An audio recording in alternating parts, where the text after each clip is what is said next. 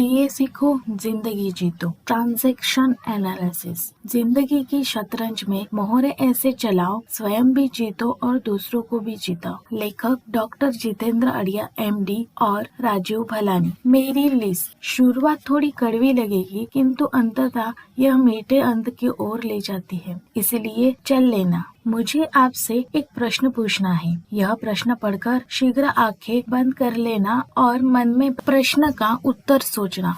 कुछ देर तक इस तरह विचार करने के बाद उत्तर मिल जाएगा, तब आंखें खोल लेना और आगे बढ़ना। चिंता न करें, प्रश्न आसान है और इसका उत्तर भी आपके पास है। आइए सीधे प्रश्न पर ही जाते हैं। प्रश्न यह है कि आपको किस किस का व्यवहार पसंद नहीं आता। आंखें बंद। उत्तर आपको मिल जाएगा। उत्तर में अनेक नाम याद आए होंगे। हो सकता है ये नाम परिवार के किसी सदस्य, मित्र, सहकर्मी या सगे संबंधियों के भी हो। संबंध है, एक नाम के बदले नामावली भी हो। अधिकतम यह नाम परिवार के सदस्य अथवा सहकर्मियों के होते हैं। स्वाभाविक है कि हम जिसके साथ या जिसके संपर्क में अधिक से अधिक होते हैं, उन्हीं का व्यवहार हमारी भावनाओं और हमारे व्यवहार पर असर करता है। अन्य लोगों के व्यवहार के साथ हमें क्या लेना देना, और ऐसे बहुत से लोग व्यवहार में अच्छा नहीं लगता, बिल्कुल ही पसंद नहीं आता। आपको भी बहुत से लोगों का व्यवहार पसंद नहीं आता होगा। आप जानते हो कि आपकी इज्जत होना चाहिए, फिर भी ये लोग आपकी इज्जत नहीं करते होंगे। आप जानते हो कि कुछ काम आपसे नहीं होता होगा, फिर भी ये लोग आपके पास से यह काम करवाने के लिए दबाव डालते होंगे। आप जानते हो कि आपको सलाह की आवश्यकता नहीं है, फिर भी ये लोग आपको सलाह देते रहते होंगे। आप जानते हो कि आप समझदार हैं, फिर भी ये लोग आपकी गिनती ना समझ में करते हैं। आप जानते हो कि आप भावुक हैं, फिर भी ये लोग आपकी भावनाओं का दुरुपयोग करते हैं। आप जानते हो कि आप शांत हो, फिर भी ये लोग आपको गुस्सा दिलाने का प्रयास करते होंगे। आप जानते हो कि व्यवहार में किस ढंग से रहा जाता है, इसके बावजूद ये लोग आपको व्यवहार सिखाते हैं। आप जानते हो कि आपको कैसे व्यवहार पसंद है, फिर भी ये लोग वैसा व्यवहार नहीं करते होंगे। आपको उसका व्यवहार बिल्कुल भी पसंद नहीं आता। संभव है उसका व्यवहार आपको चुभ रहा हो, किंतु दूसरा प्रश्न यह है कि क्या आपने उसके इस व्यवहार को सुधारने का प्रयत्न कभी किया है? आप कहेंगे प्रयत्न? अरे यह नहीं, हजारों बार प्रयत्न किया होगा आज तक। कभी समझकर तो कभी गुस्से से, कभी चुप रहकर तो कभी मान मुनव्वल के साथ, कभी सीधे ढंग से तो कभी आड़े तिरछे तरीके से, कभी जिद से तो कभी विनती से, और कभी कभी तो ईश्वर से प्रार्थना करके भी। अब तीसरा प्रश्न, इतने प्रयत्न करने के बाद भी क्या उसके व्यवहार में अभी तक कोई सुधार हुआ? उत्तर आप जानते ही हो। इन लोगों में बदलाव क्यों नहीं आता? इसका उपाय क्या है? ऐसा क्या करे जिससे ये लोग बदले? ऐसा क्या करे जिससे इन लोगों का व्यवहार में सुधार आए? उपाय तो पहले ही आप बहुत सारे सोच चुके होंगे, अतः आइए छोड़ते हैं अब इस बात को। चौथा प्रश्न, ऐसे कौन कौन से व्यक्ति हैं जो आपका व्यवहार सुधारने के लिए मैदान में पड़े हैं? याद करो उनके नाम। ये कौन है जो आपको सुधारने के लिए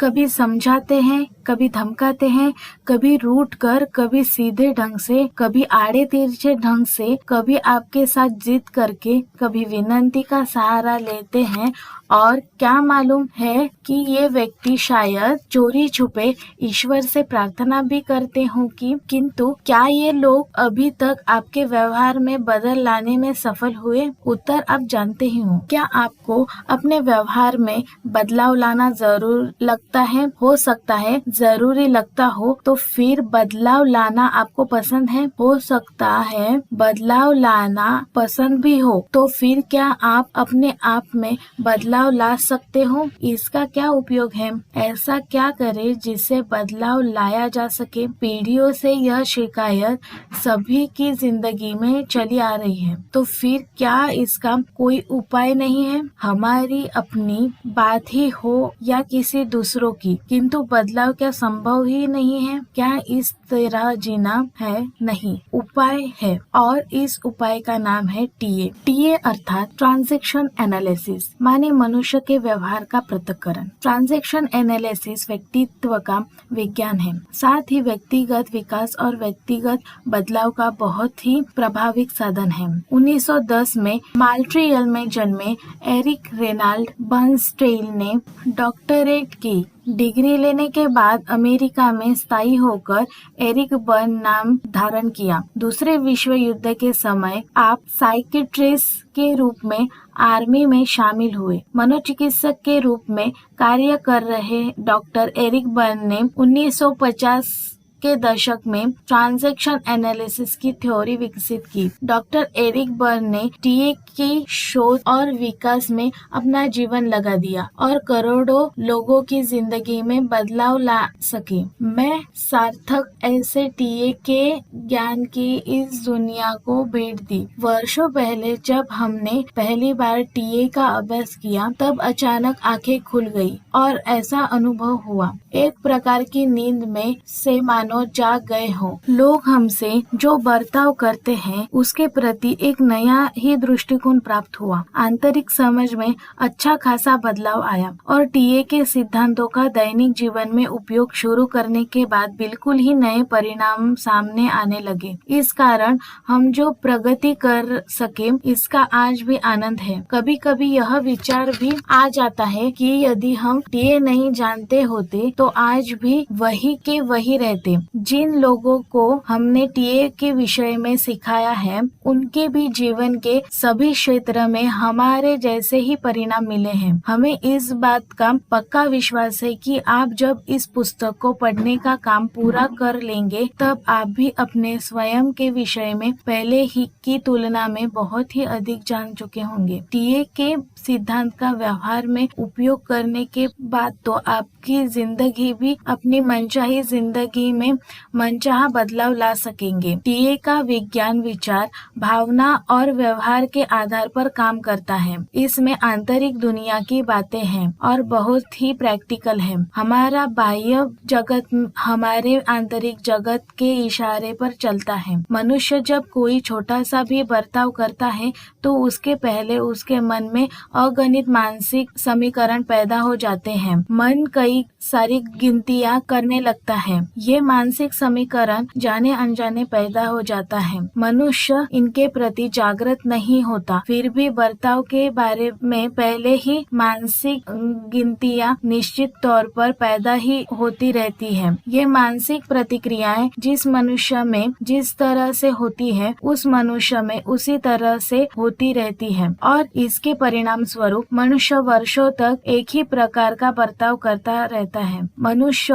के अंदर चलने वाली इन मानसिक प्रतिक्रियाओं को पहचानते ही नहीं और उसके अनुचित बर्ताव करने लगते हैं और बाद में उस व्यक्ति को दोषी मान लेता है। किंतु वास्तव में किसी के बर्ताव के लिए यदि कोई भी जिम्मेदार हो तो वह है उसके मन में बर्ताव के पहले बनती मानसिक प्रतिक्रिया। टीए हमारे इस प्रतिक्रिया को समझाने में सहायक होता है। एक बार आप टीए सीख ले तो बाद में बहुत आनंद आएगा। लोगों के व्यक्तित्व का आप सही ढंग से तो स्कैनिंग कर सकेंगे। आप जैसे भी हो वह किस लिए हो यह जान सकेंगे। आपका स्वास्थ्य जैसे भी हो वह किस लिए है यह जान सकेंगे। आपके सामाजिक रिश्ते जैसे भी हो वैसे किस लिए हैं यह आप जान सकोगे। आपकी आर्थिक स्थिति जैसी भी है वैसी किस लिए है यह आप जान सकेंगे। अन्य सभी क्षेत्रों में आपकी स्थिति अभी जैसी है वैसी किस लिए है यह आप जान सकोगे और यदि आप पक्का निश्चय कर ले तो उस स्थिति को बदल सकते हैं। सफलता के मार्ग में आने वाले अवरोध टूटने लगेंगे और आप सरपट आगे बढ़ने लगेंगे। यह विज्ञान सीखने के बाद आत्मसात करने के बाद इसका सबसे बड़ा लाभ यह है कि लोग बिल्कुल हल्का फुल्का हो जाते हैं। जिंदगी लगभग बिना किन्हीं शिकायतों की ही हो जाएगी, जिस स्थिति में पहुंचने के लिए मनुष्य जिंदगी भर उद्यम करता रहता है। उस मानसिक शांति की प्राप्ति इस विषय को समझने के से सरल बन जाती है। मन और मनुष्य अलग अलग होने का अनुभव होने लगता है, जिंदगी जीने का आनंद आने लगता है और अन्य लोगों को प्रेरणा देने की और उत्साहित करने की क्षमता पैदा हो जाती है। आध्यात्मिक जगत की यात्रा अर्थात मैं कौन हूँ, इस बात की खोज और मैं कैसा हूँ और कैसी हूँ, यह जानना इस खोज का महत्वपूर्ण कदम है। ये हमें हमारा स्वयं का मानसिक स्तर समझाने में मदद करता है, इस मानसिक संविधान को समझने में मदद करता है और इस मानसिक संविधान को समझते ही अनेक अनसुलझी उलझनों का फटाफट समाधान होने लगता है। ये बहुत ही गहराई वाला विषय है। ये के उपयोग का क्षेत्र अति विस्तृत है।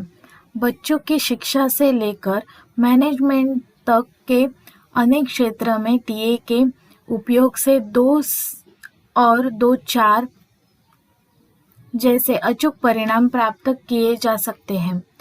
आपने हो सकता है स्व विकास की हमारी पहली की पुस्तकें पढ़ी हो। इन पुस्तकों और इस पुस्तक में अंतर यह है कि यहाँ हमें टीए विषय को उसके मूल रूप में ही प्रस्तुत करने का आग्रह रखा है। टीए की भाषा कुछ अलग है, शब्द भी हो सकता है नए लगे, यद्यपि इसे प्रत्येक स्थान पर सरल शैली में प्रस्तुत करने का प्रयत्न किया गया है। इसलिए शब्दों के ऊपर रुक मत जाना, इसके पीछे के तत्व को ग्रहण करना। इस अभ्यास में बहुत से अंग्रेजी शब्द भी आएंगे, किंतु आपको इसकी आदत हो जाएगी। मिस कॉल या डाउनलोड जैसे शब्द आप कुछ वर्षों पहले कहाँ जानते थे, आज ये कितने सामान्य हो गए हैं। बस ऐसा ही होगा और यह विज्ञान इतना रुचिकर है कि टीए के जानकार लोग एक दूसरे के साथ टीए की भाषा में ही बातें करने लगते हैं। मनुष्य के व्यवहार के कुछ ही सूक्ष्म पहलुओं को वैसे तो टीए प्रस्तुत करता है, किंतु इन व्यवहारों के मुख्य 5 पहलुओं पर यह विषय आधारित है। हम उन 5 पहलुओं का यहाँ संक्षिप्त परिचय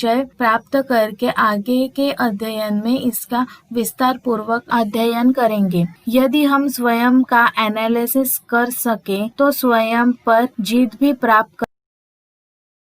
5 पहलुओं का एनालिसिस क्या है? ये आपके 5 पहलू: 1 ego state, 2 transaction, 3 life position, 4 games और 5 स्क्रिप्ट। हम इन 5 पहलुओं के एनालिसिस का परिचय प्राप्त करते हैं। 1 ईगो स्टेट। 26 वर्षीय विकी ने 2 माह पहले श्वेता के साथ लव मैरिज किया। इस विवाह को लेकर दोनों के परिवारों का विरोध था, किंतु विकी ने परिस्थिति का पृथक्करण कर 2 वर्ष तक इंतजार किया। अच्छी तरह से सभी को समझाने के बाद अंततः 2 परिवार सहमत हो गए। इस तरह विकी ने अपनी परिपक्वता का परिचय दिया, किंतु व्यवसाय से संबंधित कुछ विषयों में निर्णय लेने में वे कई बार डरते हैं। ऐसी स्थिति में पराधीनता का अनुभव करते हैं, कीचुआहट का अनुभव करते हैं, तो कभी अपने पिता को भी अच्छी सलाह देते हैं। ऐसा क्यों होता है? अलग अलग समय, अलग अलग स्थितियों में हम अलग अलग भावनाओं का अनुभव करते रहते हैं, अलग अलग ढंग से विचार करते रहते हैं और अलग अलग ढंग से बर्ताव करते रहते हैं। ऐसे प्रत्येक समय में हमारी मानसिक स्थिति का अलग अलग अवस्था होती है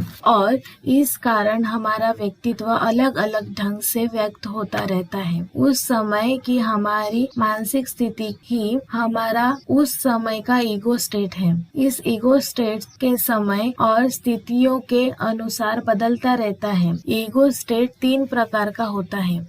जब हम माता पिता या बड़े बुजुर्ग के समय विचार कर रहे होते हैं, उनके जैसी भावनाओं का अनुभव करते रहते होते हैं, तो उनकी ही तरह व्यवहार करते रहते हैं, तब हम अपने पेरेंट ईगो स्टेट में है, ऐसा कहा जाता है। उदाहरण के तौर पर जब आप किसी को सलाह देते रहते हैं, जब हम वर्तमान परिस्थितियों के अनुसार उचित तरीके से तार्किक ढंग से परिपक्व आयु के व्यक्ति के समान विचार कर रहे होते हैं, उसके जैसी भावनाओं की अनुभूति कर रहे होते हैं या उसके समान ही व्यवहार करते रहते हैं, तब हम एडल्ट ईगो स्टेट में होते हैं, ऐसा कहा जाता है। उदाहरण के तौर पे जब हम अपने लक्ष्य के जमा उधार के पहलुओं के बारे में विचार करते रहते हैं, तब जब हम छोटे बच्चों के समान विचार करते रहते हैं तो बच्चों की जैसी भावनाएं उनका अनुभव करते रहते हैं और उनके जैसा व्यवहार करते रहते हैं, तब हम चाइल्ड ईगो स्टेट में होते हैं। हम पहली बारिश में भीगने का आनंद उठा रहे होते हैं।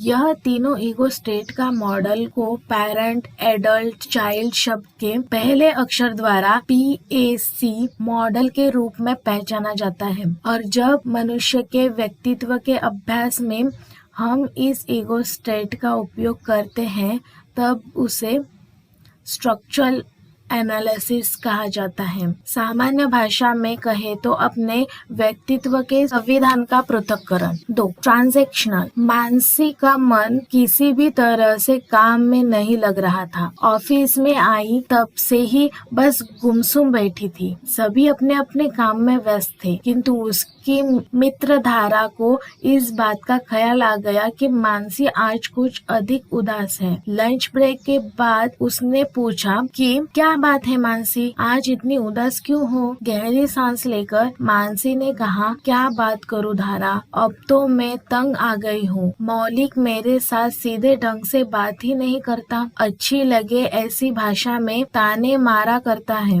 मैं कुछ बात करने की कोशिश करती हूँ तो उल्टी बात करता है। अभी मैं कुछ पूछती हूँ तो जवाब नहीं देता और कभी कुछ ऐसा कह देता है कि हम गुस्से से कांप उठते। समझ में नहीं आ रहा क्या करूं। बात केवल मानसी की नहीं, आपसी बोलचाल में कटुता और फिर उससे मन की दुखी होने या संबंधों में दरार पड़ जाने के अनेक उदाहरण समाज में मिलते रहते हैं, मानो कहानी घर घर की हो। इसके पीछे अनुचित ट्रांजैक्शन जिम्मेदार है। समझो कि हम बैठे हुए हैं और मैं आपको कुछ कहूं और उसके उत्तर में आप मुझसे कुछ कहें, या फिर मैं आपके साथ कुछ बर्ताव करूं और उसके उत्तर में आप मेरे साथ कुछ बर्ताव करें, तब एक ट्रांजैक्शन पूरा होता है। इस तरह हमारे बातचीत या व्यवहार के द्वारा किसी संवाद को साध लेना अर्थात एक ट्रांजैक्शन है। लोगों के साथ दिन भर हम ऐसे असंख्य ट्रांजैक्शन करते हैं जो अपने संबंधों को मधुर या कड़वा बनाते हैं। ट्रांजैक्शन एनालिसिस हमें सिखाता है कि ट्रांजैक्शन कितने प्रकार का होता है, श्रेष्ठ ट्रांजैक्शन किसे कहा जाता है और यह किस ढंग से हो सकता है। 3. Life position. सुप्रीम एंटरप्राइज के डायरेक्टर जयदेव साठे आज त्यागपत्र देने वाले हैं। कारण यह कि कंपनी किस ढंग से चलाई जानी चाहिए, कौन सी पॉलिसी अपनाना चाहिए, किस स्टेजेस से मैनेजमेंट होना चाहिए, इस सभी विषयों पर जब बोर्ड की मीटिंग में चर्चा होती है तब उन्हें हमेशा चुप रहना पड़ता है। अधिकतर निर्णय लेते समय कुछ न कुछ छोड़ना पड़ता है। प्रत्येक सौदे में उन्हें न चाहते हुए भी नुकसान उठाना पड़ता है। दूसरे ढंग से कहे तो यह सब अब उनकी आदत बन चुका है, रास आ गया है, व्यक्तित्व में समा गया है। इसीलिए इसका कारण यह है कि उनके मन में एक बात गहरी से बैठ गई है कि मैं योग्य नहीं हूँ, मैं काबिल नहीं हूँ। बचपन की शुरुआत के वर्षों में जब तक हम 1-2 शब्दों से अधिक कुछ बोलना नहीं सीखे होते हैं, तब से हमारे मन में हमारे स्वर के विषय में और लोगों के विषय में कुछ निश्चित ख्याल रच गए होते हैं। ये ख्याल किस प्रकार होते हैं? मैं अच्छा हूँ। 2, मैं अच्छा नहीं हूँ। 3, आप लोग अच्छे हो। 4, आप लोग अच्छे नहीं हो। बच्चा भले ही कुछ बोल सकता नहीं, किंतु उसके मन के कोरे कागज के ऊपर ये ख्याल बाल्यावस्था में ही छप गए होते हैं और इन 4 मुख्य ख्याल में से बच्चे का मन दूसरे 4 नए समीकरण तैयार करता है। मैं अच्छा हूँ और आप भी अच्छे हैं। I am okay, you are okay. मैं अच्छा नहीं हूँ किंतु आप अच्छे हैं। I am not okay but you are okay. मैं अच्छा हूँ किंतु आप अच्छे नहीं हो। I am okay, you are not okay. मैं अच्छा नहीं हूँ और आप भी अच्छे नहीं हो। I am not okay, you are not okay. अपने और लोगों के विषय में ये 4 अभिप्रायों को लाइफ पोजीशन कहते हैं। बचपन में इसमें से कोई एक अभिप्राय मन में निश्चित हो जाने के बाद उसके आधार पर ही हम अपनी जिंदगी के नाटक की पटकथा की रचना करते हैं। यह पटकथा अर्थात अपनी script. 4 script. Dhirubhai Ambani, Bill Gates, Lata Mangeshkar, Sachin Tendulkar, Amitabh Bachchan आदि के बीच क्या समानता है? समानता यह है कि ये सभी महान व्यक्ति विजेता की पटकथा जी रहे हैं। अपनी जिंदगी की कहानी अपने बचपन में लिखी जा चुकी होती है। दूसरी कहानियों की तरह इसकी भी शुरुआत होती है, लगभग होता है और अंत भी होता है। शुरुआत में इस कहानी में सीमित जानकारी होती है, किंतु आयु के बढ़ने के साथ साथ नई नई जानकारी उभरती रहती है और इसी पटकथा के वफादार रहकर हम जिंदगी को जीते रहते हैं। किंतु रहस्यपूर्ण बात तो यह है कि हम ही हमारी इस पटकथा के अनजान होते हैं। हमारी यह अनजान पटकथा अर्थात हमारी स्क्रिप्ट, इस स्क्रिप्ट के अभ्यास में हमें ख्याल आता है कि हम किस तरह से अनजान में जीवन में समस्या को खड़ा करते रहते हैं। इस अभ्यास से समस्याओं का निराकरण प्राप्त करने में भी सहायता मिलती है। 5 गेम्स। अब्बास को एक पारिवारिक समस्या सता रही थे। उन्हें पहचानने वाला हर इंसान अब्बास भाई को उनकी इस समस्या का निराकरण बता चुका है, किंतु अब्बास भाई के विचार से उनकी इस समस्या का इलाज इस दुनिया में है ही नहीं। हमेशा दुखी रहने वाला अब्बास भाई यह क्या कर रहा है? अब्बास भाई गेम खेल रहे हैं, अपने आप के साथ और दूसरों के साथ गेम खेल रहे हैं। जब किसी व्यक्ति के साथ अपने व्यवहार या वार्तालाप का अंत दुखद आता है, तब हमें लगता है कि मेरे साथ ऐसा ही क्यों हो रहा है। मैं तो इसे अन्य लोगों की अपेक्षा अलग ही समझा था, किंतु ये अभी ऐसा निकल गया। दुनिया में क्या ऐसा ही चलता रहता है? व्यवहार का दुखद अंत आने पर आश्चर्य भी होता है और उस समय ऐसा भी लगता है कि मेरे साथ ही ऐसा क्यों होता है। तो टी की भाषा में कहा जाता है कि आप गेम खेल रहे हो। मानव व्यवहार के इन 5 पहलुओं पर यह पुस्तक लिखी गई है। तो आइए इन सभी पहलुओं को अब विस्तार से समझते हैं। इन 5 पहलुओं में मनुष्य के व्यवहार और क्रियाकलाप का रहस्य छुपा हुआ है। Ego state. हमारी आयु अभी चाहे जितनी हो, किंतु हमारे अंदर 3 प्रकार के व्यक्तित्व निवास करते हैं। एक व्यक्ति है वयस्करों का, दूसरा परिपक्व आयु के व्यक्ति और तीसरा बच्चे का। कभी हम बड़े बुजुर्ग या वृद्ध के समान हो जाते हैं, कभी परिपक्व आयु के व्यक्ति के जैसे और कभी छोटे बच्चे जैसे।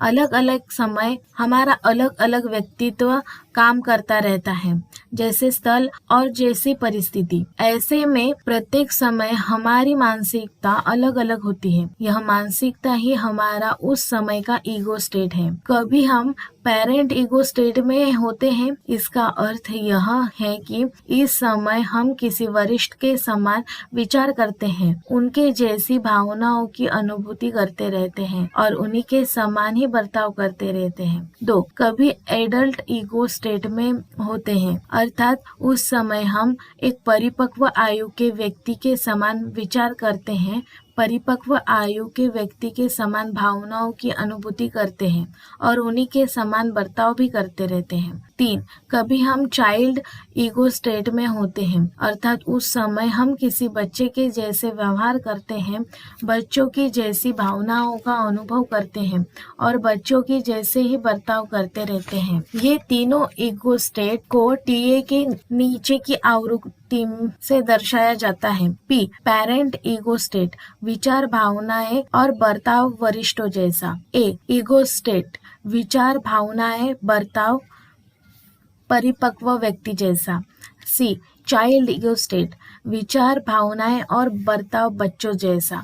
जब हम पेरेंट ईगो स्टेट में होते हैं तब हमारे ऊपर हमारे माता पिता और उनके समान वरिष्ठों के व्यक्तित्व का प्रभाव होता है। जब हम ईगो के एडल्ट स्टेट में होते हैं तब हम संपूर्ण बुद्धि विवेक के साथ वर्तमान स्थितियों के अनुसार तर्क संगत ढंग से अपने व्यक्तित्व को व्यक्त करते रहते हैं, और जब हम चाइल्ड ईगो स्टेट में होते हैं तब हम पर अधिकांश अपने बचपन का प्रभाव होता है। सलाह देने की आदत, रूढ़िवादिता, पूर्वाग्रह युक्त अवधारणा, अपने अभिप्राय को जबरदस्ती से थोपना, स्वामित्व की भावना, सुरक्षा की भावना, किसी की देखभाल करना, अनुसरण का आग्रह, वात्सल्य, डांटने की प्रवृत्ति आदि पेरेंट ईगो स्टेट के लक्षण हैं। समय और स्थिति के अनुसार जवाबदारी पूर्वक, न्यायपूर्ण, तर्कबद्ध और बुद्धियुक्त दृष्टिकोण रखना एडल्ट ईगो स्टेट के लक्षण हैं। गैर जिम्मेदार बर्ताव, तर्कहीन तौर के तरीके, अनुभूति करना, असुरक्षितता की भावना, भावनाओं के आवेश में बहना, छोटी छोटी बातों में खुश और दुखी हो जाना आदि चाइल्ड ईगो स्टेट के लक्षण हैं। अब इन तीनों ईगो स्टेट के हम उदाहरण देखते हैं। Parent ego state. 2 वर्ष पूर्व विवाह अविनाश ऑफिस से फोन पर घर में रही अपनी पत्नी के साथ बात कर रहे हैं। अल्पा ने कहा, मुझे शाम को शायद आधे घंटे के लिए निर्मला आंटी के घर जाना होगा।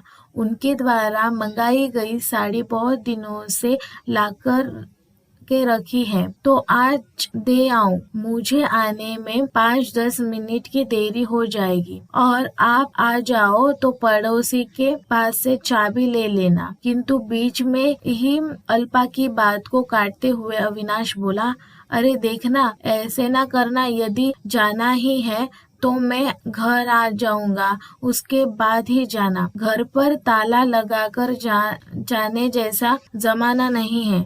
आजकल किसी का विश्वास करने जैसा नहीं है। मैं न आऊं तब तक घर में ही रहना। ऊपर की घटना में अविनाश में अल्पा के साथ जो व्यवहार किया वह उसके पेरेंट ईगो स्टेट में हुआ है। यह किस तरह हुआ इसकी बात करते हैं। अल्पा ने जैसे ही बाहर जाने और घर को ताला लगाने की बात शुरू की तो अविनाश में मन में तुरंत भी एक वरिष्ठ व्यक्ति के विचार शुरू हो गए। वरिष्ठों के समान सोचना अर्थात हमारे अथवा अन्य दूसरे लोगों के साथ हुए भूतकाल के अनुभवों की प्रामाणिकता मानना। ताला शब्द सुनते ही उसे चोरी और विश्वासघात के अनेक पुराने किस्से याद आ गए। मन उस पर विचार करने लगा। शीघ्र ही मेरी जवाबदारी है, ऐसी भावना जागी जो वरिष्ठ में बार बार जगाती है, और इन्हीं विचारों और भावनाओं में अविनाश से ऐसा बर्ताव करवाया। यह बर्ताव पेरेंट ईगो स्टेट में हुआ। किस तरह? अल्पा की बात को अविनाश ने पूरी नहीं होने दी, बीच में ही काट दी। गुरुता ग्रंथि, अरे देखना, ऐसा न करना, सूचना दी। यदि जाना हो तो मैं घर आ जाऊंगा, उसके बाद जाना। अनुमति दी। अभी घर को ताला लगाकर जाने जैसा समय नहीं है। रूढ़िगत मान्यता। आजकल किसी का विश्वास करने जैसा नहीं है। पूर्वाग्रह युक्त बताना। मैं न आऊं तब तक घर में ही रहना। स्वामित्व की भावना। ऊपर के बर्ताव में प्रत्येक वाक्य में इस ढंग से बोला गया है जिससे ऐसा प्रतीत होता है कि मानो माता पिता या कोई वरिष्ठ बोल रहा हो। व्यक्ति वाक्य के पीछे के विचार और भावनाएं भी वरिष्ठ की मानसिकता व्यक्त करती हैं। पेरेंट ईगो स्टेट में के बर्ताव करना क्या होता है, यह आप अच्छी तरह से समझ चुके होंगे। दूसरा विकल्प, एडल्ट ईगो स्टेट।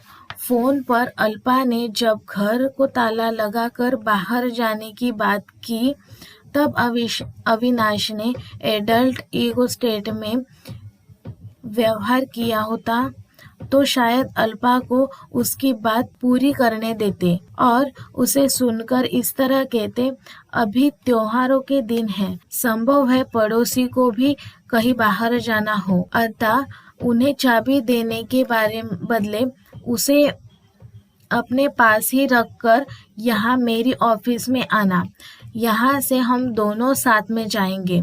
मैं भी बहुत दिनों से निर्मला आंटी से नहीं मिला हूँ, तो इसी बहाने नव वर्ष का मिलना हो जाएगा। तीसरा विकल्प, चाइल्ड ईगो स्टेट।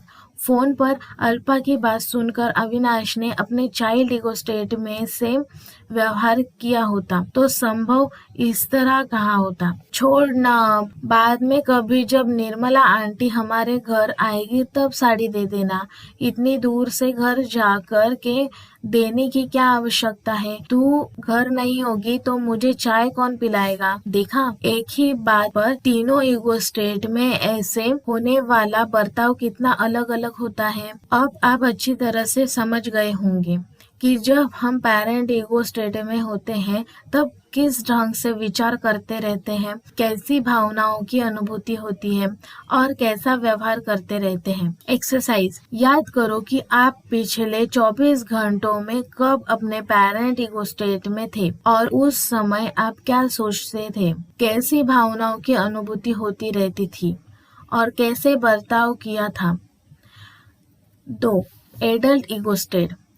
लो, आपकी यह साड़ी वापस, बचती ही नहीं। ऐसा हो ही नहीं सकता, आपका सीडी प्लेयर खराब हो गया। और ऐसा थोड़े ही होता है, दूसरी सभी सीडी प्लेयर बचती है, यह सीडी ही खराब है, स्क्रैच पड़ गई होगी, इसमें खुली रखी थी क्या, हो सकता है कि चाबी का ऐसा कुछ इसके साथ घिस गया होगा, नहीं तो बचती अवश्य। अरे नहीं रे, आपको बदल कर दूसरी देना पड़ेगा, इसलिए आप मेरी गलती निकाल रहे हो। सच बात तो यह है कि यह सीडी खराब है, मैं झूठ क्यों बोलूंगा। ग्राहक का तो कुछ विचार करो। काउंटर पर सेल्समैन और ग्राहक के बीच की झकझक सुनकर अकाउंटेंट के साथ हिसाब के महत्वपूर्ण काम में व्यस्त अरुणा ने अपने केबिन में से बाहर आकर कहा, क्या है मयंक, क्या तकलीफ है। देखिए ना मैडम, ये साहब समझते ही नहीं, पिछले सप्ताह ये सीडी ले गए थे और आज उपयोग करने के बाद देने आ गए हैं और कहते हैं बचती ही नहीं। ग्राहक ने तुरंत ही बात की डोर अपने हाथ में ले ली। समझाइए मैडम इस भाई साहब को कि ग्राहक के साथ किस तरह से बात की जाती है। एक तो 3rd क्लास क्वालिटी की सीडी देते हैं और आप उस पर मेरी गलती निकालते हैं। अरुणा ने शांतिपूर्वक कहा, कोई बात नहीं साहब, जब आपने यह सीडी खरीदी उस समय बचती थी या नहीं, आप ही यहीं से चेक करके ले गए थे ना। नहीं, ओके, आइए अभी चेक कर लेते हैं। ऐसा कहकर अरुणा ने अपने पास में ही रखे सीडी प्लेयर में से सीडी चढ़ाई और चालू करके सुनाई। ग्राहक को आश्चर्य हुआ, मेरे यहाँ तो चलती भी नहीं थी। अरुणा ग्राहक के सामने देखने लगी। 2-4 मिनट के बाद सीडी प्लेयर में से सीडी निकालकर ग्राहक से उसने कहा, अंदर आइए साहब। ग्राहक अरुणा के साथ उसके चैम्बर में चले गए और अरुणा ने अपने कंप्यूटर में सीडी चलाकर चालू करके बताई। सीडी अच्छे ढंग से चल रही थी। अब ग्राहक के चेहरे पर झेप दिखाई दी।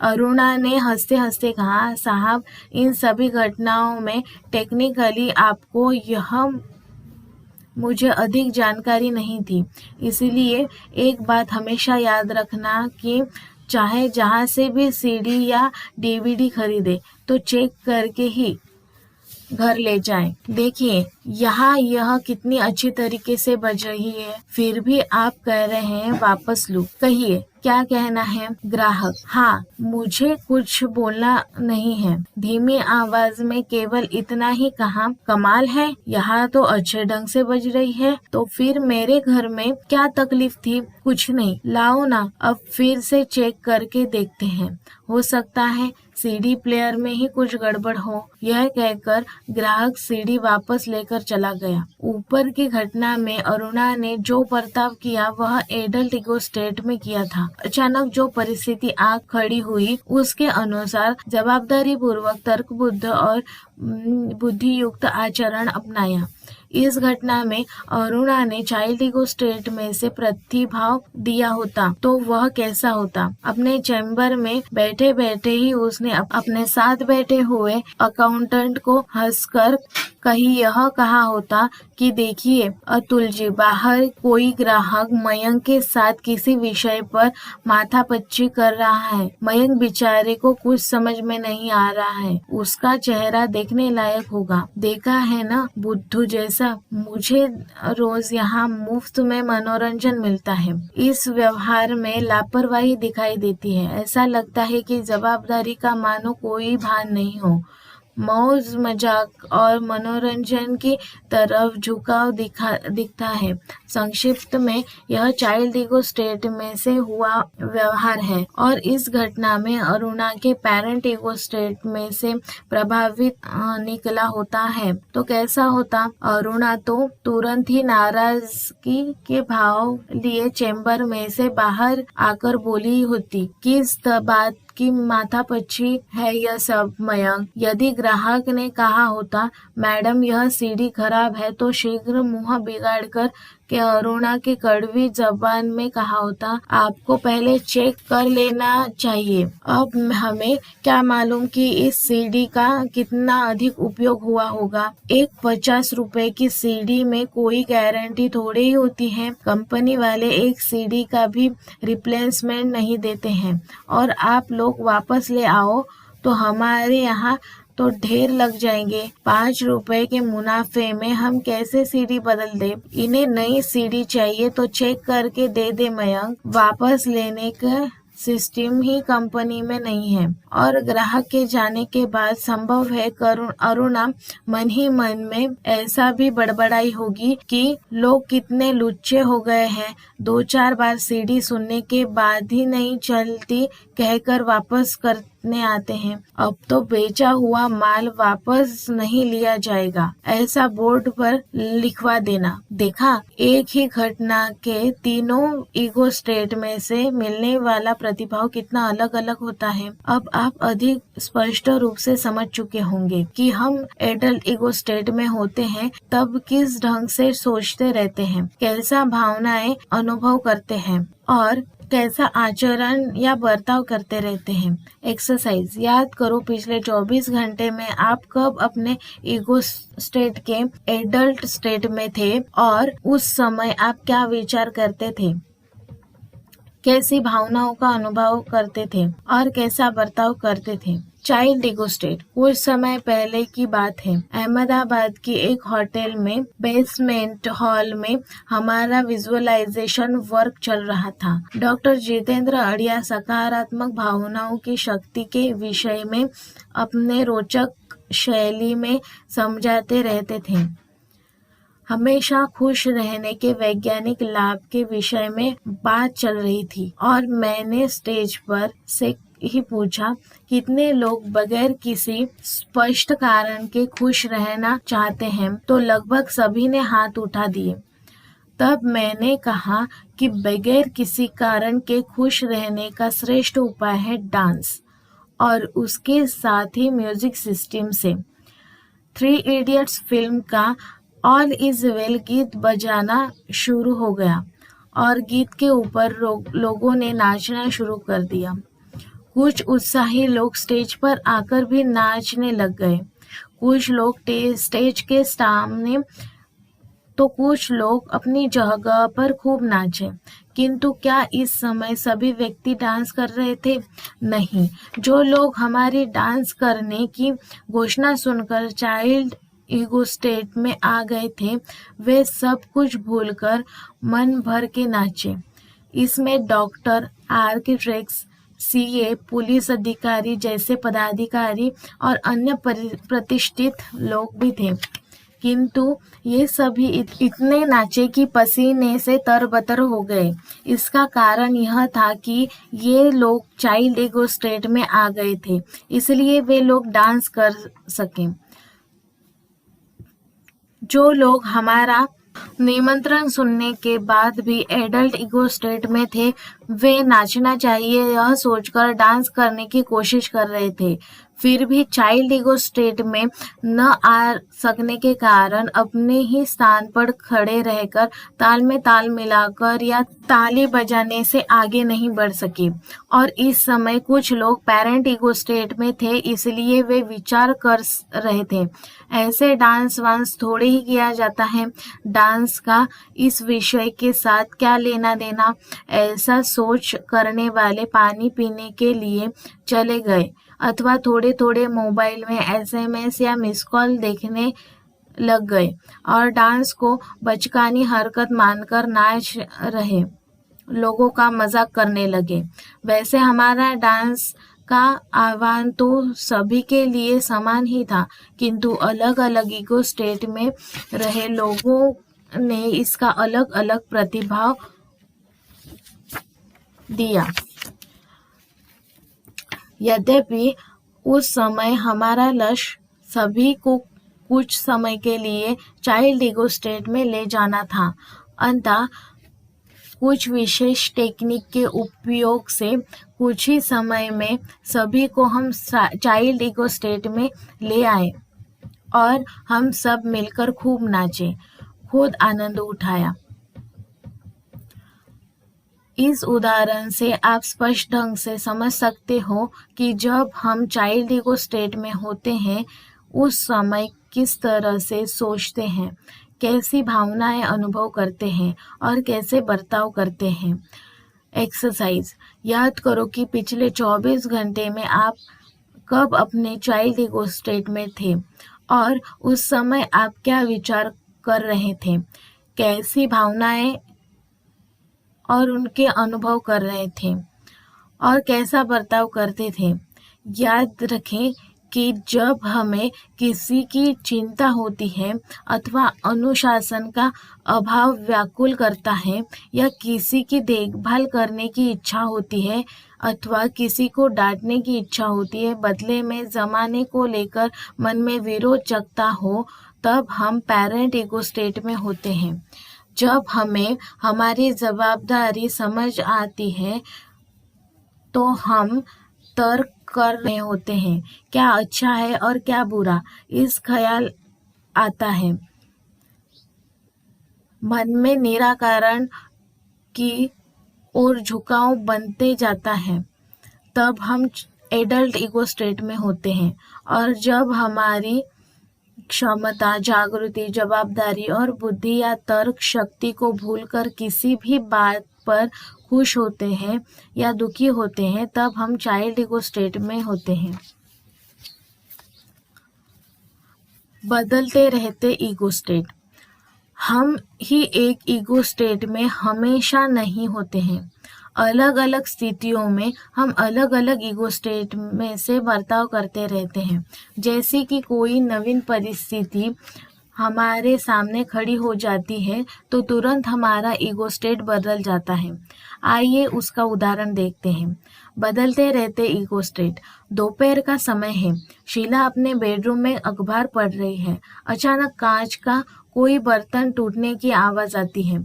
आवाज सुनकर शीला फटाफट रसोई में जाकर देखती है तो उसका 6 वर्ष का बेटा राहुल एक टेबल पर खड़ा होकर है। कांच की बरनी जमीन पर गिर कर फूट गई है। उसमें से चॉकलेट चारों तरफ बिखर गए हैं। मैंने तुझे कितनी बार कहा है कि चॉकलेट चाहिए तो मुझे कहना, मैं देती हूँ।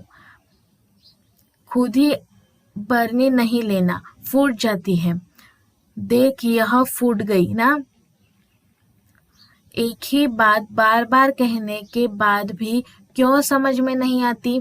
ऐसा कहकर शीला राहुल को टेबल पर से नीचे उतार देती है कि उतने में ही उसके टेलीफोन की घंटी बज जाती है। किचन में से बाहर आकर ड्राइंग रूम में जाकर शीला ने फोन उठाया।